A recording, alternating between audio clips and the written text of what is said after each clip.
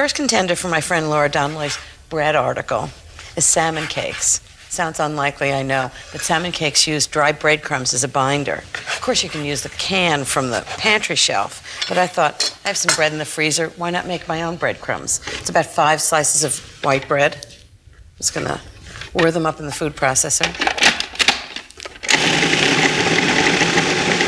I don't even bother taking the crusts off. Onto a sheet pan. And while I get the rest of the ingredients together, I'll put them in the oven, 300 degrees for about 10 minutes. And we'll have dry breadcrumbs. Next, the vegetables.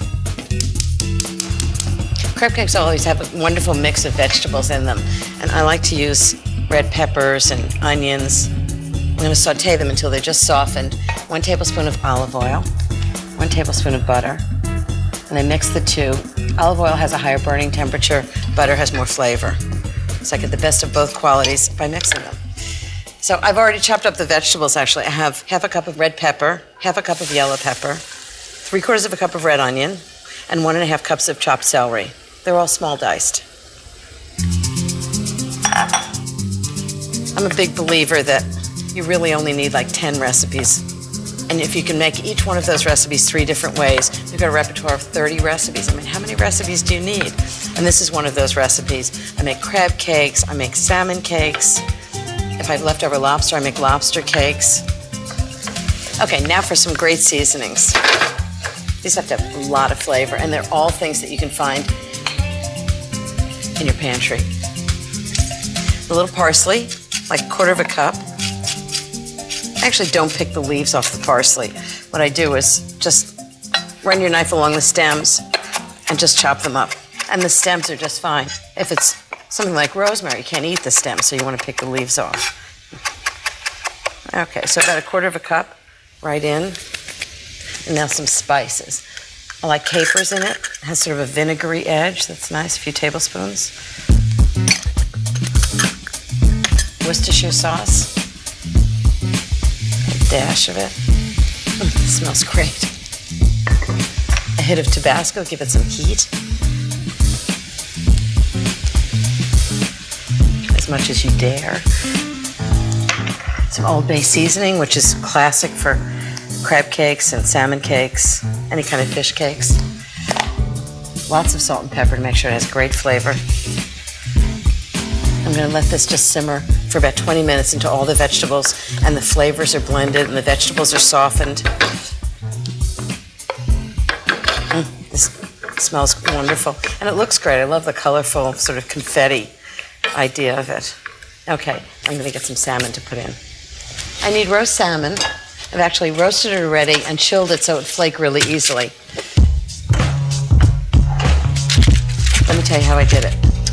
I just bought 1/2 pound of salmon fillet on the skin, and I put it on a sheet pan. I brushed it with olive oil, sprinkled it with salt and pepper, and roasted it at 350 degrees for about 20 minutes until it was almost done. Then I took it out and wrapped it in foil and allowed it to sit at room temperature for 10 minutes to finish the cooking.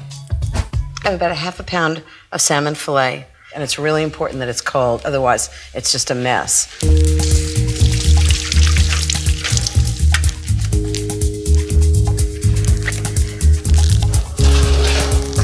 Now that was pretty easy.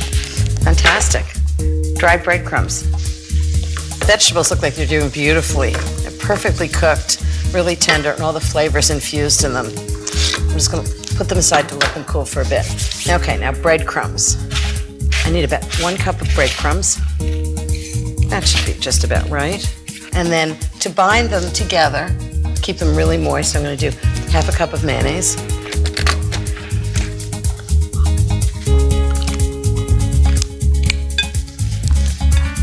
2 teaspoons of Dijon mustard.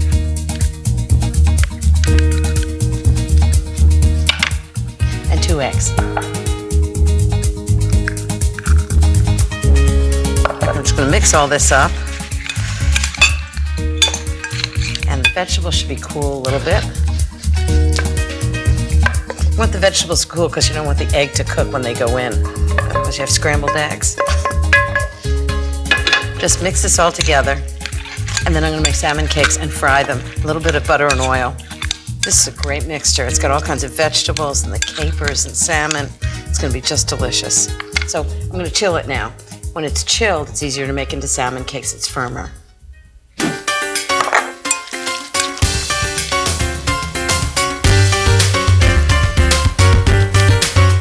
Okay, that's the last one. It's 10 salmon cakes. And when my friend Laura Donnelly gets here, we're gonna saute them up. Very wet job. Messy. My friend Laura's gonna be here any minute.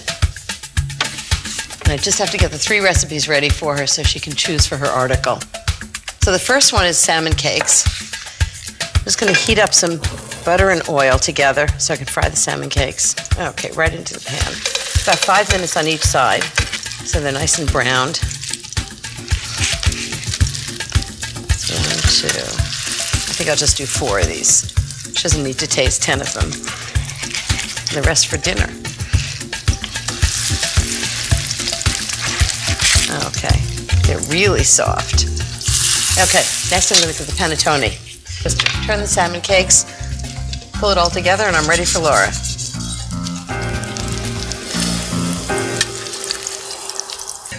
This is salmon cakes. These look good too. And it's fluffy too. Very good. Is that good?